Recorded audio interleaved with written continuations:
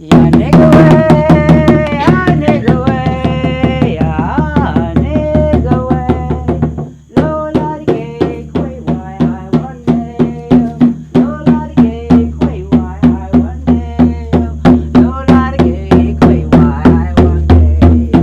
Lola di gay, quay why I one day. That was Abenaki, one of the original languages spoken on the land that we stand on. I honor the people that came before us.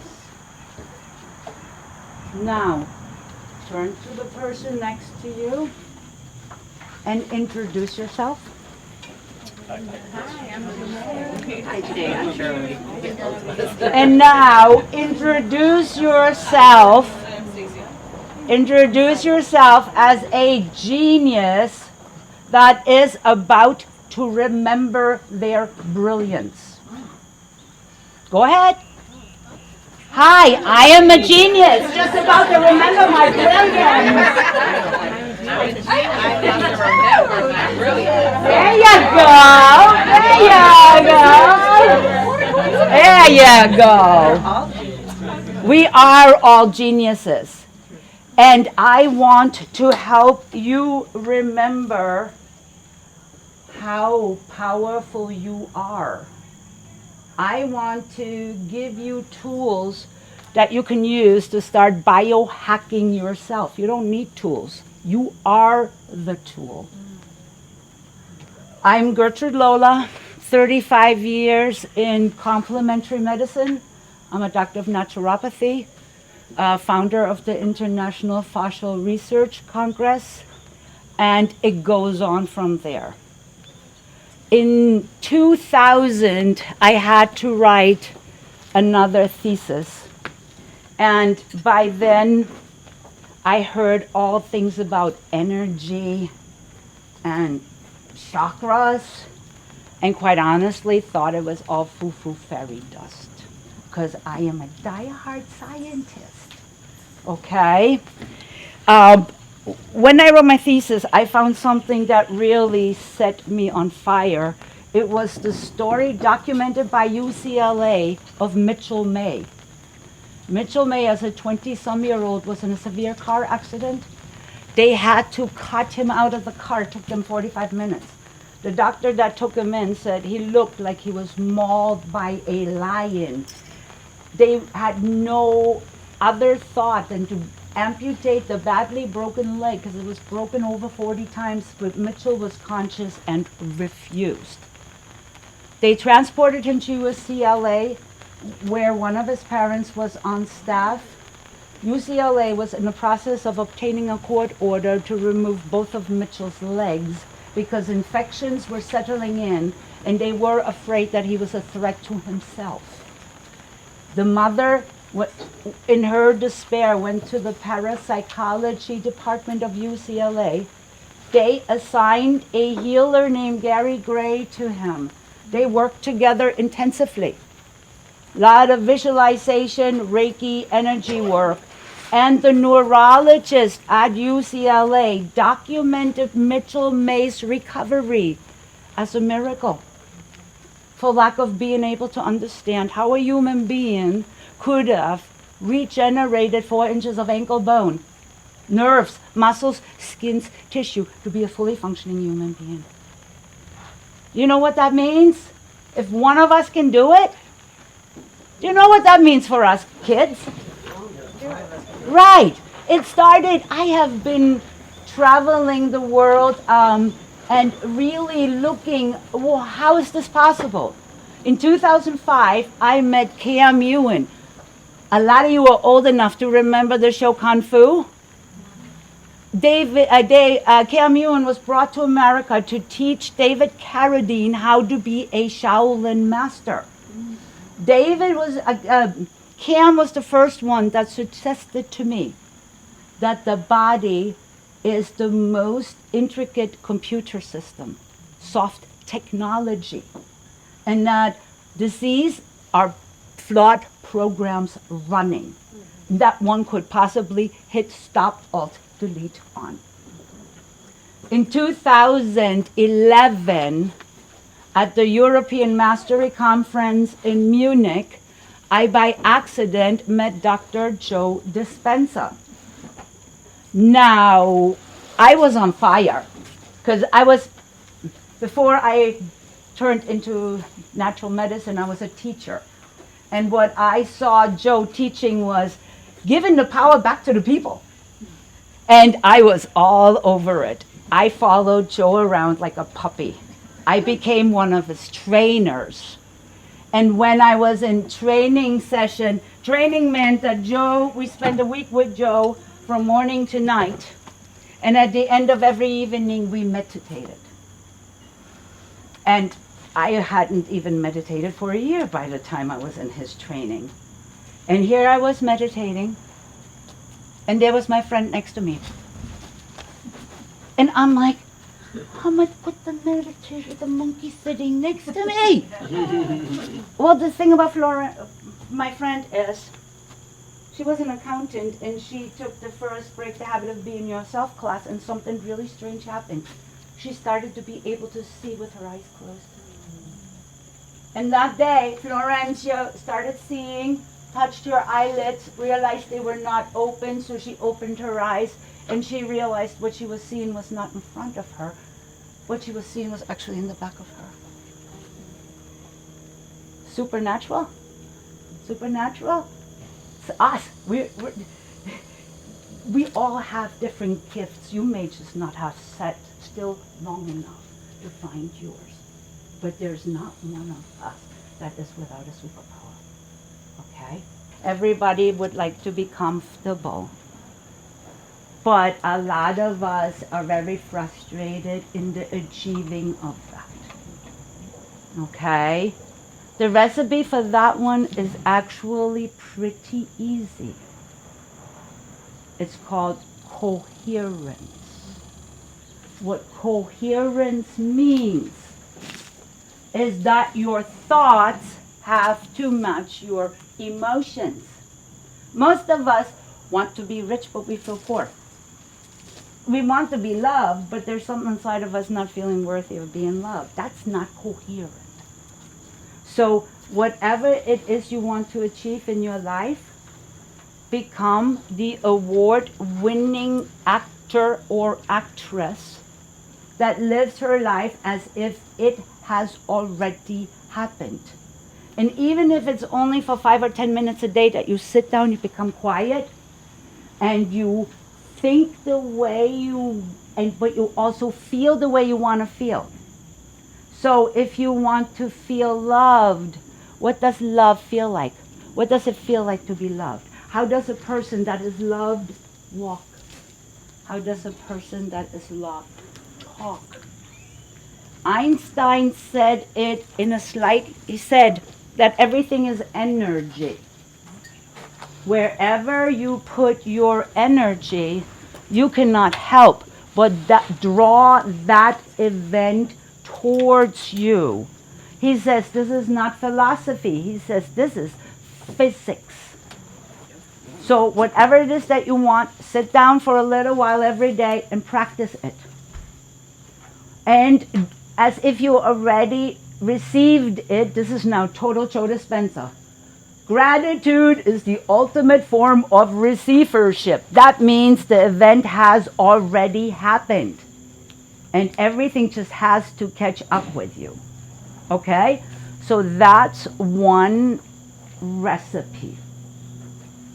For the next recipe, I'm going to go into the energy centers and briefly talk about them. At every one of these major energy centers are major endocrine components.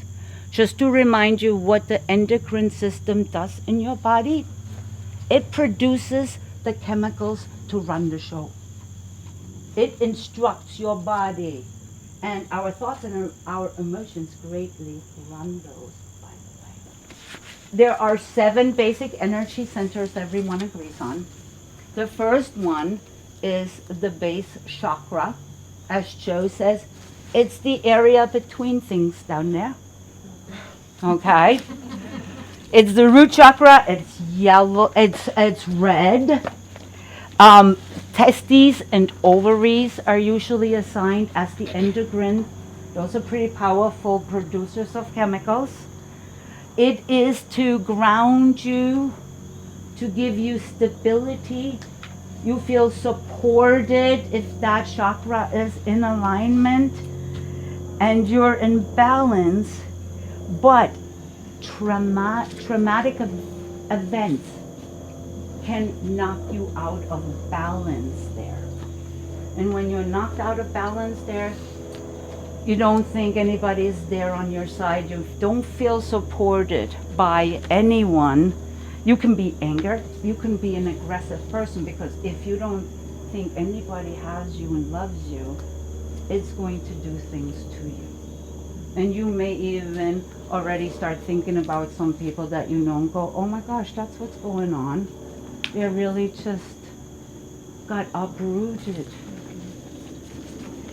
The second energy center is associated with the color orange, and also color is frequency. You may have just never thought about it that way. Everything is frequency. It has to do with, it's your spleen and your adrenals. So that's pretty powerful stuff as well. It's creation. It's where art, sexuality and sensuality are there. Pleasure, joy. Repressed emotions, sexual trauma, and addictions often can throw this one out of balance. And then you have the sex addicts. You have people that can't just enjoy pleasure. They can't orgasm, male or female. They can't enjoy sex, male or female. And they really often don't have a lot of self-worth. Yeah. Solar plexus. Right, yeah. It's your self-identity. How you feel about yourself. How you perceive yourself. And what do you think others think about you? And how do you use that to beat yourself up? Whether the story is true or not, because you know the story is probably not even true. You made it all up in your head. It's the thing, you know. If you're always tired, even though you sleep and you already know you don't have sleep apnea, so what is the deal? You may just really have a solar plexus. And it also could have been that nobody ever laid love into you, your parents especially. You know, we all come from a generation where the way they encouraged us to do better was by pointing out everything that was wrong with us. It was not very productive for us. It wasn't very good for our growth at all. But they did the best that they could. And here we are, and now we have tools that we can fix ourselves. Okay, the heart chakra is next. The thymus is right under there too. And the thymus has to do with aging and how we age. It has to do with the telomere length at the end of our chromosomes. Okay, so that's a really important one. Love, compassion, kindness, understanding for others, being open to love, and being also open to receive love. And heartbreak or lack of actually being loved by someone, not being loved by anyone, can do a major, major number. Thyroid, voice, vocal cords, help us communicate. When it's open, we can speak our truth, but we can also listen to others and understand them. And when it's not, we tell people what we think they want to hear, because we just, want to please, and We can't speak our truth. We can't speak up for ourselves. So that's another really good one to look at. And then there's the crown chakra. I skipped the third eye. Whoa, what would Freud say about that one? That's your pituitary gland, your vision, your wisdom, your clear vision connection to spirituality, and also accessing your wisdom. When it's blocked, you struggle to make decisions. Or you make the wrong ones. You lack imagination and you cannot see other people's perspective. That's your pineal gland, your spiritual connection. Now the thing about that one is,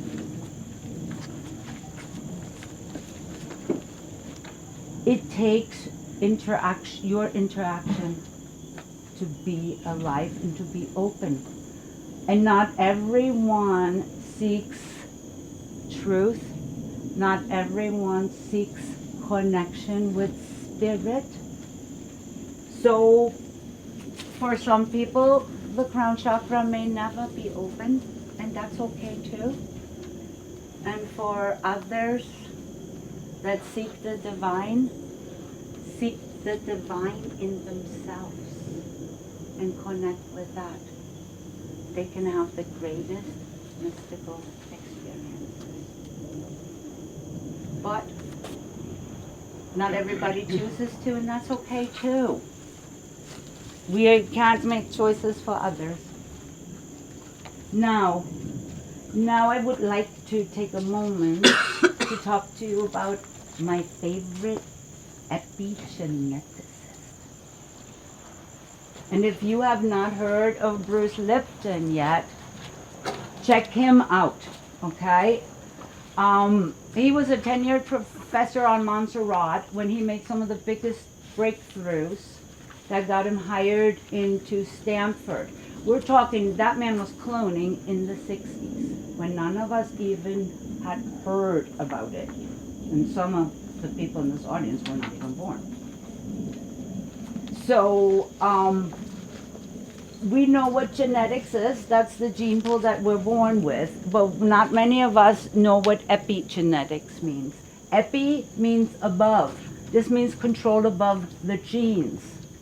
What that means is just because you may have BRCA2 that could possibly produce breast cancer if it has the right epigenetic trigger. But by what I understand from Bruce Lipton, as long as there is not an epigenetic trigger, you can have BRCA2 and die very happily from old age. To think that something is just going to happen because you have that trigger is as ludicrous as an architect driving into a lot and throwing out a blueprint and then expecting 2 months later to come back and anything to be there. Because you need something to direct it. Because just think about it. Without anybody, even if there were workers there doing anything without direction, they could make anything out of that. You know what I mean? Out of the pile that was delivered, out of... So, you are more powerful than you think. Because epi means control above the genes. We know that the environment controls the genes. We control the environment. But the environment is not just what we eat, drink, and where we live. More than that, it's our thoughts and our emotions. Because they influence how the chemicals run the show. Now I need to talk to you about my friend Evelyn. When I started the Joel Road, I met Evelyn. She was my age. She was using a walker to get around. We make up stories about people. Oh, she must have been in a bad car accident. So when I saw her a couple of Dr. Joes later, and she was using crutches, a couple of Joes later, she was using a cane, and then she was using nothing. I'm like, yeah. And then I ran into Evelyn in the bathroom, and she shared with me that when I first met her, she had a degenerative bone disease that had caused her to break 12 bones, and she was using a walker because she was afraid to fall down and break another bone. Now, the information I'm about to share with you was used by Evelyn to rewrite her genetics. When I was a trainer for Joe, we used to QEEG brain scan a third of our participants pre and post. We would take urine and saliva of a third pre and post. And we had GDV machines, that's bioelectric and magnetic fields, i.e. energy centers, technology out of Russia. And we had heart math there with the heart cardio monitors.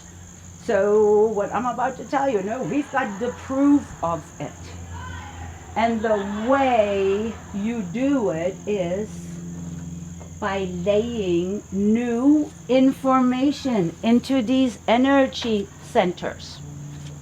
Remember I told you everything is frequency, thoughts, emotions, frequency. One of the highest frequencies we can generate as a human being is gratitude. We don't use love, even though that's higher, because love means too many things to too many people. Gratitude is clean. Got that? Yeah. So, I'm going to start putting on a little music, and I want you to get yourself comfortable, because I'm going to start walking you through as many chakras as time will allow us. And this is the recipe that Evelyn used to rewrite her system. This is what Dr. Joe teaches, how to, you can go look for his meditation, blessing the energy centers. And you will go, oh yeah, I've been there, done that. And whatever you want, whatever you need, just trust yourself. That something deep inside of you knows exactly what to do.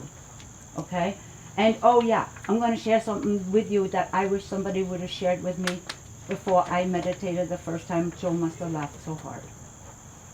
You're going to meet two parts of yourself that you may not have met before.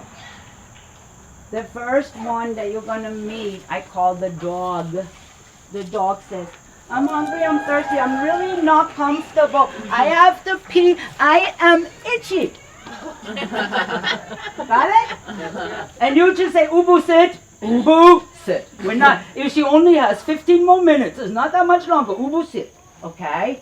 Now, once you get Ubu to sit, the monkey is going to come and rear its head. And the monkey is like, who the fuck do you think you are? You don't know how to meditate.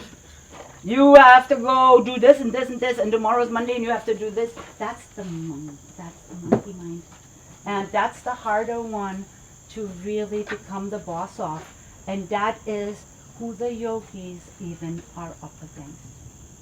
Okay? So don't frustrate yourself with that. The dog is easy. Good luck with the monkey. And exhale.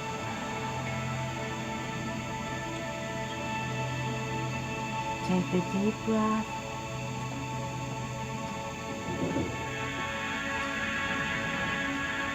And exhale.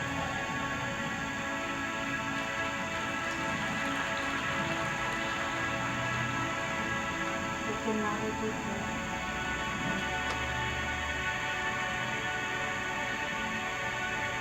And when you exhale, feel yourself in your seat.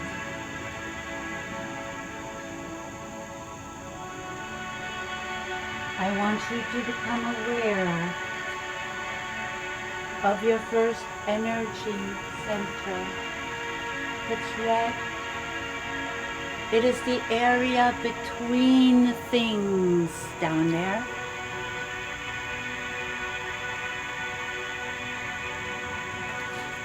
And I want you to bring up the emotion of gratitude.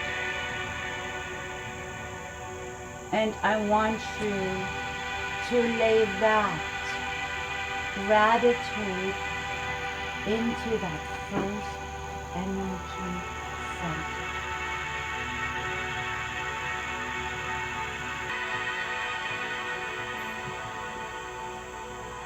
The area surrounding that energy field. Gratitude.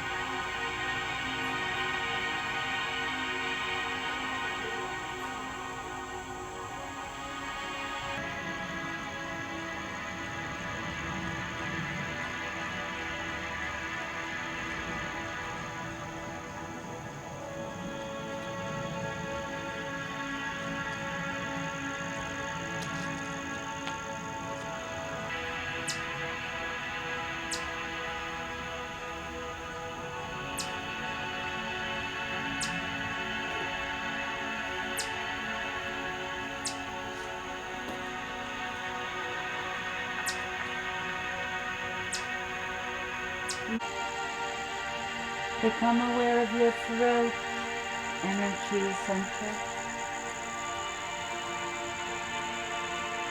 And fill it with gratitude. When you're ready, open your eyes and return back to this space, back to your body, back to this time. We went through it much faster than it normally is. I wanted you to leave with 2 recipes that you could use to change your life. You are not helpless. We were set up so brilliant. We are now only in the infancy of getting the instruction manual.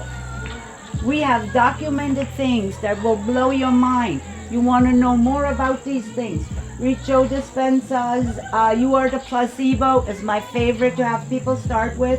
He comes in with such heavy case studies by really reputable places. It will start blowing your mind wide open, okay? Bruce Lipton's Biology of Belief will make you understand that as well. I mean, people meant well when they taught us, but a lot of what they taught us doesn't serve us. It stops us and keeps us in boxes that you don't even know that you're in. And it keeps your body in a box. Because it tells you how you can heal. It also tells you that your body can randomly just produce disease. That's also a lie, okay? Please inform yourself. Please ask questions. Do not let any authority tell you what to do with your body, okay? Please be informed, and please advocate for yourself. You are worth it. You are so worth it, and you are so much more powerful than any of you ever thought you possibly can be. And I know, because I can see your brilliance. Thank you. Thank you.